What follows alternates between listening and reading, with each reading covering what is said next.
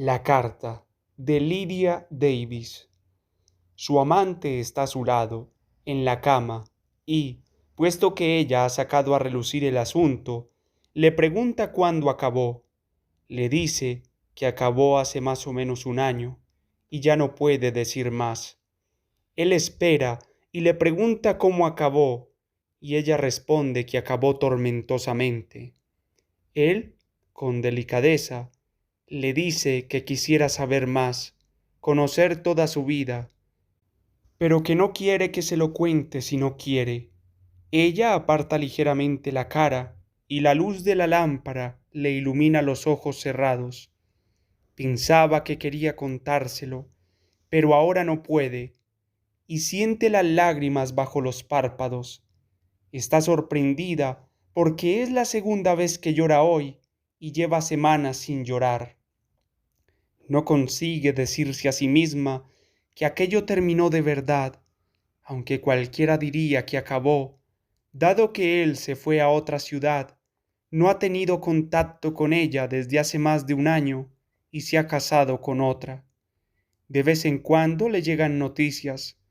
Alguien recibe una carta suya y las noticias son que sus problemas económicos están a punto de resolverse y piensa fundar una revista. Antes, otro se entera de que vive en el centro con la mujer con la que terminará casándose. No tienen teléfono, porque le deben mucho dinero a la compañía telefónica. Por aquel entonces, la compañía telefónica la llama a ella de vez en cuando y le pregunta por él muy correctamente. Un amigo le dice que trabaja de noche en el puerto empaquetando erizos de mar y que vuelve a casa a las 4 de la mañana. Luego ese mismo amigo le cuenta que, a cambio de una gran cantidad de dinero, le ofreció a una mujer sola algo que hizo que la mujer se sintiera muy ofendida e infeliz.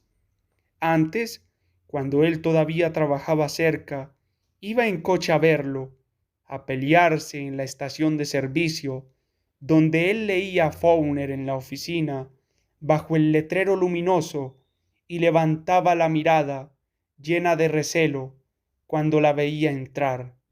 Se peleaban entre cliente y cliente, y, mientras él le llenaba el depósito a un coche, ella pensaba lo que diría a continuación. Después, cuando dejó de ir a la gasolinera, recorría la ciudad buscando su coche. Una vez, bajo la lluvia, una furgoneta dobló la esquina de repente y ella dio un traspié y metió las botas en una zanja y entonces se vio a sí misma con total claridad.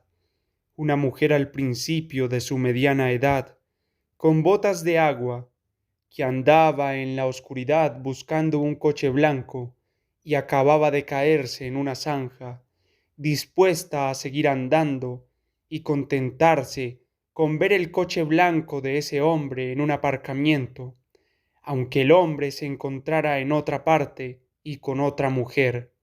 Esa noche dio vueltas por la ciudad mucho tiempo, comprobando una y otra vez los mismos sitios, pensando que, durante los 15 minutos que había empleado en ir de un extremo a otro de la ciudad, él podría haber llegado al punto que ella había dejado 15 minutos antes, pero no encontró el coche.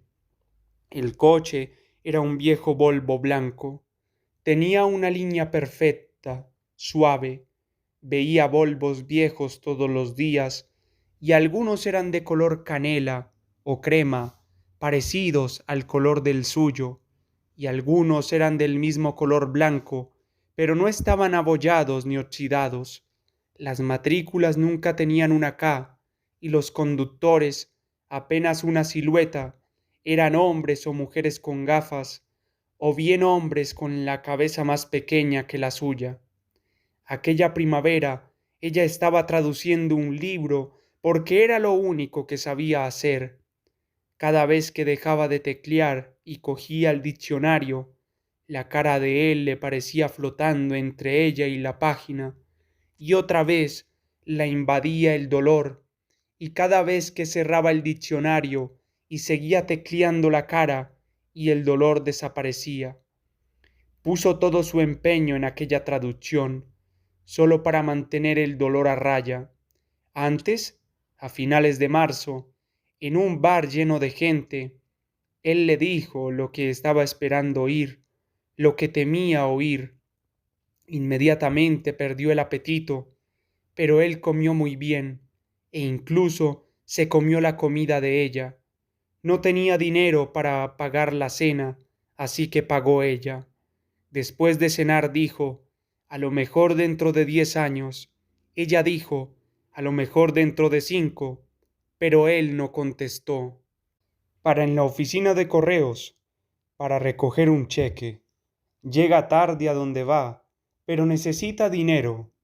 En su apartado postal ve la letra de él en un sobre. Aunque le es muy familiar, o porque le es tan familiar, al principio no sabe de quién es esa caligrafía. Cuando cae en que es la de él, empieza a soltar palabrotas en voz alta, una y otra vez, camino del coche.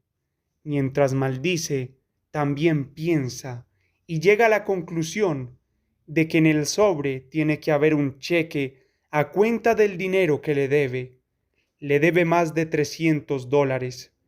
Que se sintiera incómodo por la deuda explicaría el año de silencio, y que ahora tenga algo de dinero para mandarle explicaría el hecho de que rompa por fin el silencio. Sube al coche, mete la llave de contacto y abre el sobre.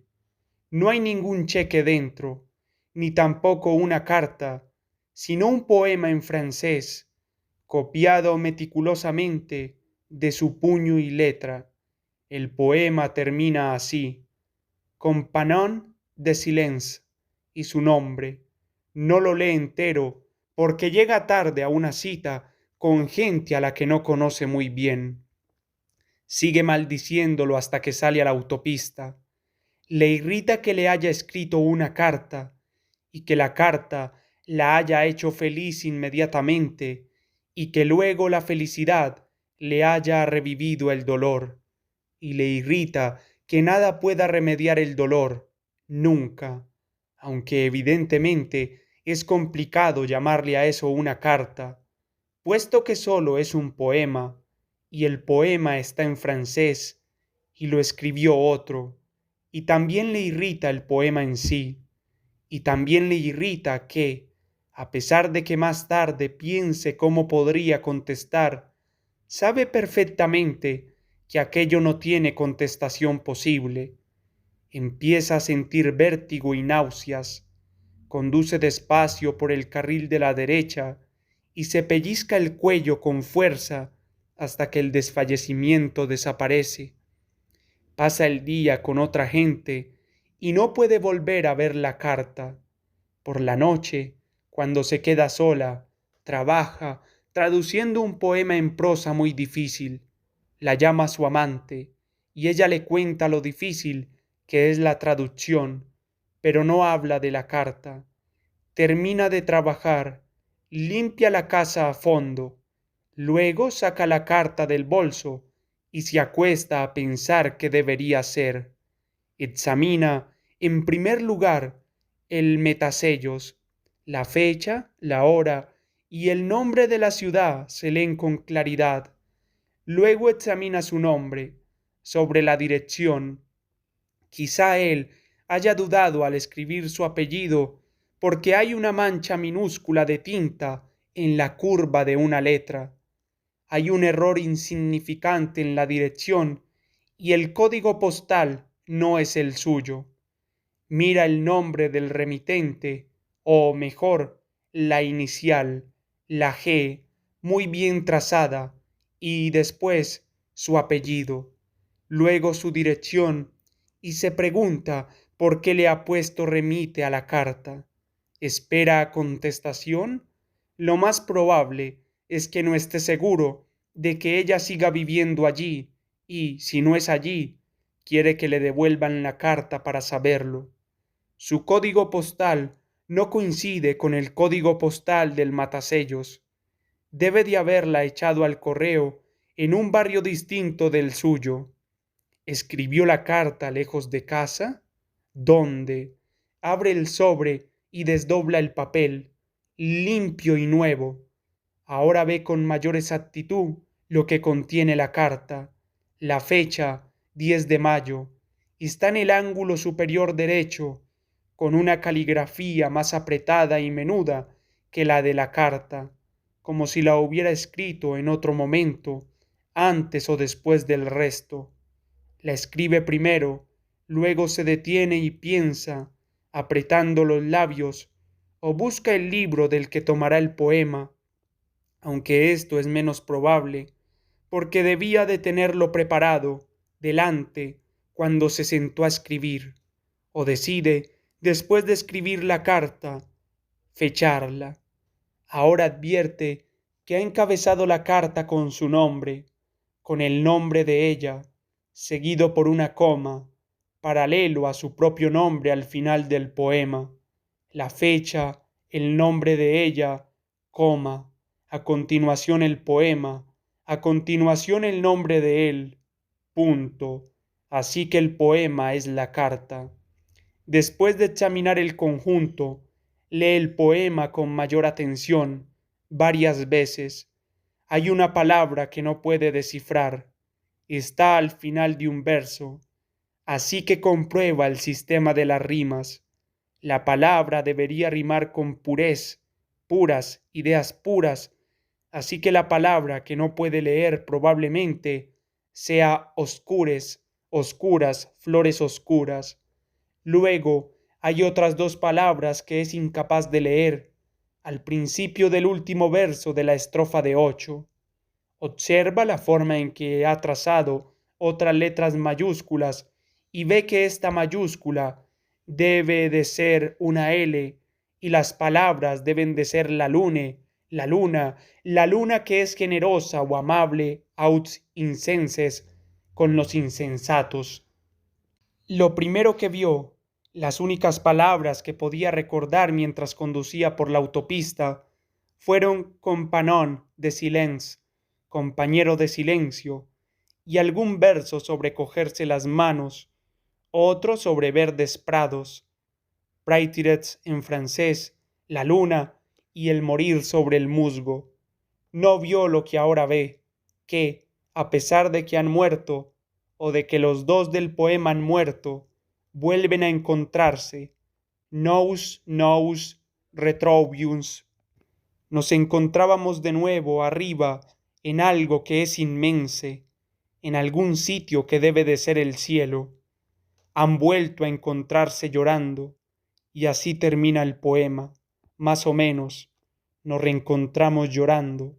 Querido compañero de silencio, examina la palabra retroviums despacio para cerciorarse de lo que está escrito, de que las letras componen verdaderamente ese reencontrarse. Se aferra a esas letras con tal concentración que por un momento siente todo lo que lleva dentro y todo lo que hay en la habitación y toda su vida hasta ahora, reunido detrás de sus ojos, como si todo dependiera de una línea de tinta que se inclina de la forma correcta y se redondea en otro verso tal como ella espera. Si no hay dudas en lo que respecta a Retrovius, o parece que no hay dudas, entonces puede creer que él todavía piensa, a más de 1000 kilómetros de distancia, que todavía hay posibilidades, de aquí a 10 años, o a 5, o, puesto que ya ha pasado casi un año, dentro de 9 años, o de 4. Pero le preocupa la parte que habla de la muerte. Podría significar que, en el fondo, él no espera volver a verla, puesto que están muertos, al fin y al cabo, o que el tiempo que habrá de transcurrir es tan largo que durará toda una vida. O podría ser también que ese poema fuera lo más próximo a un poema que expresara sus pensamientos sobre compañeros, silencio, llanto y cosas que se terminan, aunque no coincidiera exactamente con lo que estaba pensando, o quizá encontró por casualidad el poema mientras leía un libro de poemas franceses, se acordó de ella, sintió el impulso de mandárselo y se lo mandó sin más, sin ninguna intención determinada. Vuelve a doblar la carta y a meterla en el sobre, la deja encima del escritorio, bajo su mano, cierra los ojos y un rato después, todavía con la luz encendida, empieza a dormirse. Medio en sueños, piensa que el papel quizá conserve algo de su olor y se despierta. Saca el papel del sobre, lo desdobla y aspira profundamente el amplio margen en blanco al final de la página. Nada. Entonces huele el poema y cree percibir algo, aunque probablemente solo sea el olor de la tinta.